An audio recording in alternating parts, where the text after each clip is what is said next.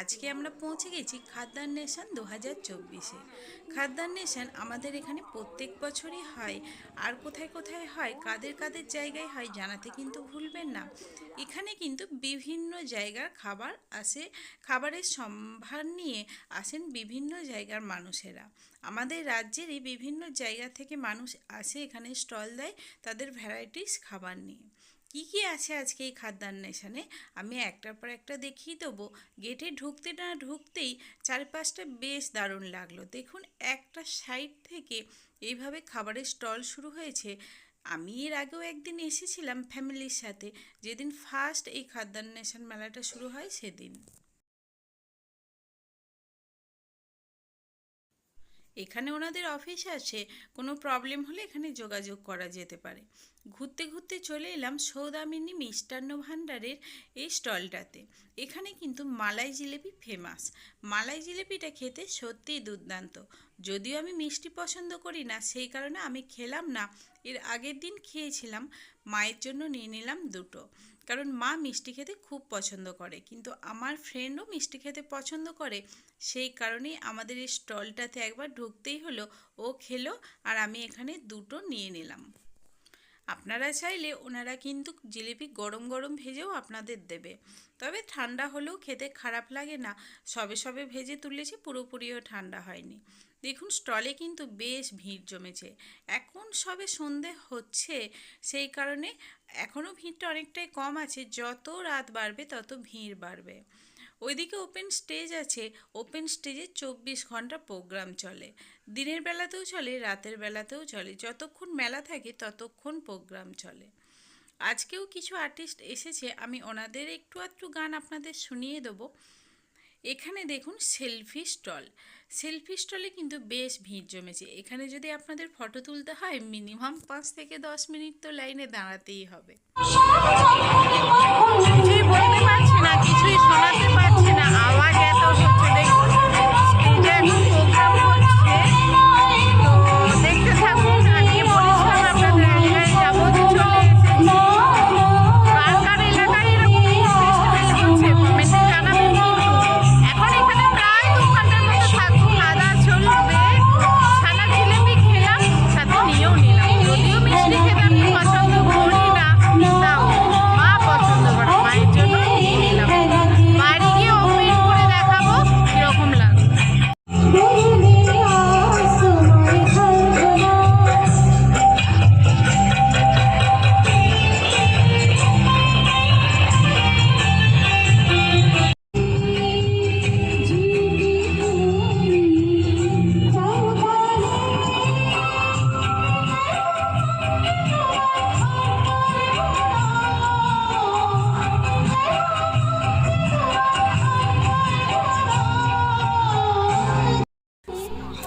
গান শুনতে শুনতে খাবারের স্টলগুলো ঘুরতে ঘুরতে বেশ ভালোই লাগছিল। কিন্তু যদি পারেন একবার এসে ঘুরে যাবেন না, আপনাদেরও ভালো লাগবে।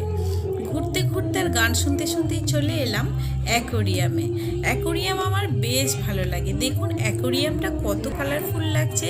এখানে খাবারের সাথে সাথে আরও অনেক কিছুই পাওয়া যাবে, যেগুলো আপনাদের ঘর সাজানোর কাছে আপনারা ব্যবহার করতে পারবেন। বড় ছোট বিভিন্ন সাইজের অ্যাকোরিয়াম আছে। আপনারা চাইলে এখান থেকে ফিশও কালেক্ট করে বাড়ির অ্যাকোরিয়ামে রাখতে পারেন। এদিকে তার পাশেই আছে লোকনাথ আচার স্টল। এখানে কিন্তু বিভিন্ন ধরনের পাঁপড়ও পাবেন, সাবুর পাঁপড়ই বেশি আছে, আর আছে ভ্যারাইটিস আচারের আইটেম। আচারগুলো সত্যি খেতে খুব ভালো ছিল। প্রথমে টেস্ট করতে দিচ্ছিল না, পরে একটু আধটু করে টেস্ট করতে দিচ্ছিল। দেখুন, এখানে কাঁচা লঙ্কার আচার থেকে পাকা লঙ্কার আচার। এই আচারটা, পাকা লঙ্কার আচারটা দেখে কিন্তু স্কুলের কথা মনে পড়ে গেল। রসুনের আচারটা আমার খুব একটা ভালো লাগেনি।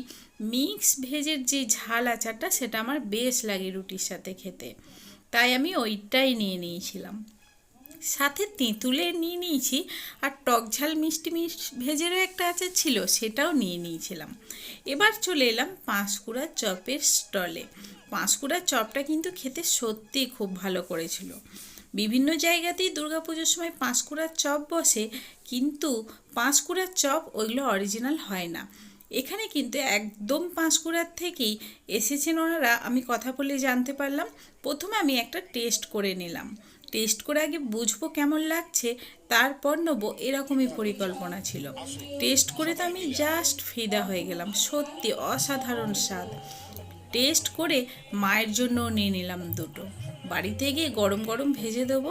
সত্যি একদম অন্যরকম স্বাদ। এরকম চপের স্বাদ কিন্তু আপনারা আপনাদের বাড়ির দেখলাম সাইডে প্রোগ্রামটা বেশ ভালো হচ্ছে, অনেকজন মহিলা মিলে এই গানটা করছে, বেশ ভালোই লাগলো দেখতে। তাই 2 মিনিট পাটা থেমেই গেল গানটা শোনার জন্য।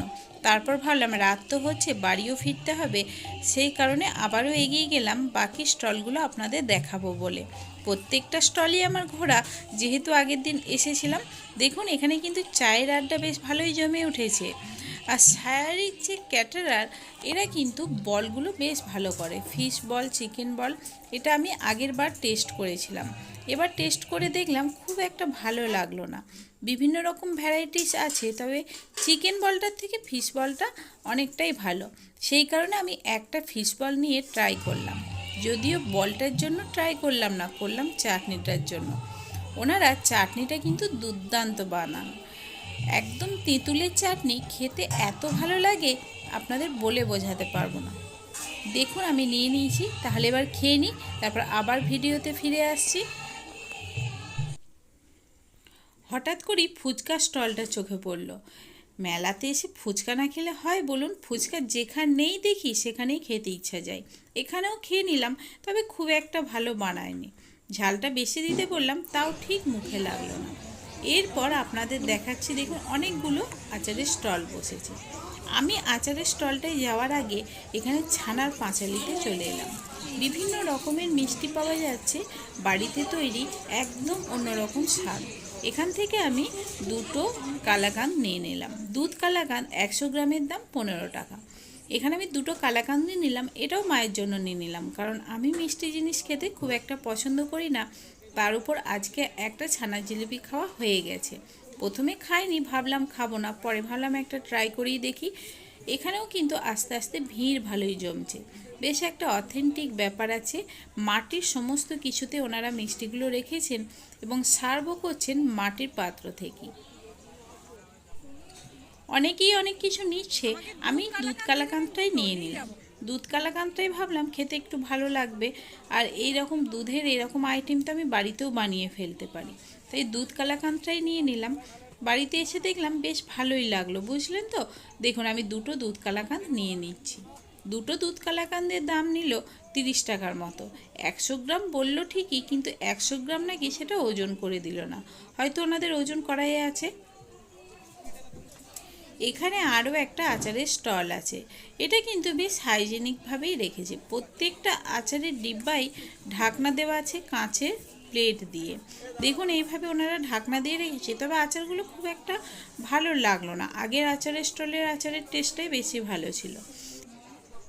এখানেও ওনারা বিভিন্ন রকম পাঁপড়ের সম্ভার নিয়ে এসেছেন, তবে এখানে আলুর পাঁপড়টা একটু বেশি দেখলাম।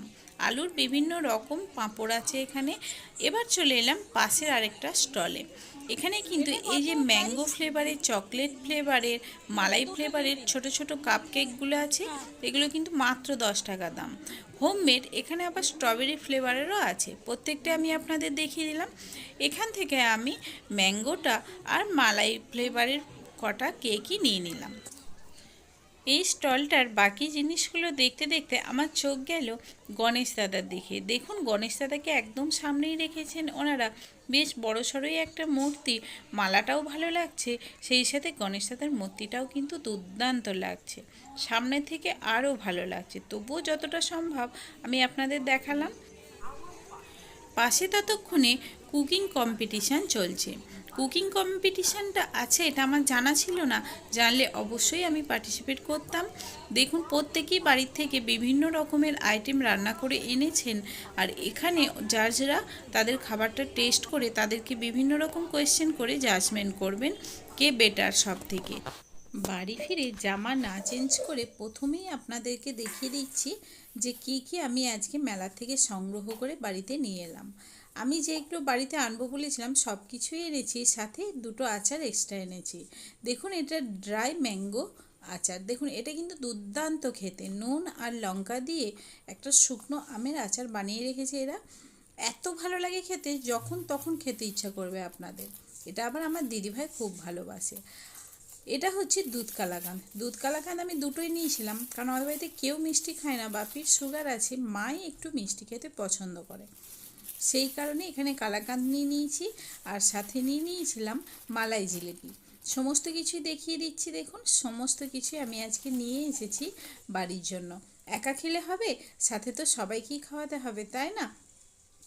এবার আচারগুলো খুলছি। ওহ, আচারের কথা বলতেই তো আমার জিভে জল চলে এলো। এটা আমি নিয়ে নিয়েছিলাম তেঁতুলের আচার। এটা টক ঝাল যে মিক্স আচারটা দেখালাম তখন, সেটা নিয়ে নিয়েছি। এটা আবার টক ঝাল মিষ্টি একই, আম, গাজর, আমলকি আরও অনেক কিছু দিয়ে তৈরি।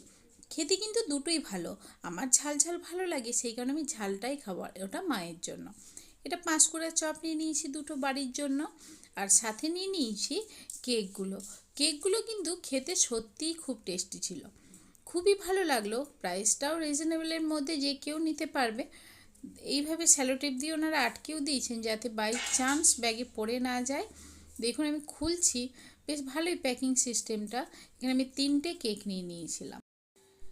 তাহলে ভিডিওটা আপনাদের কেমন লাগলো সেটা কিন্তু কমেন্টে জানাতে ভুলবেন না।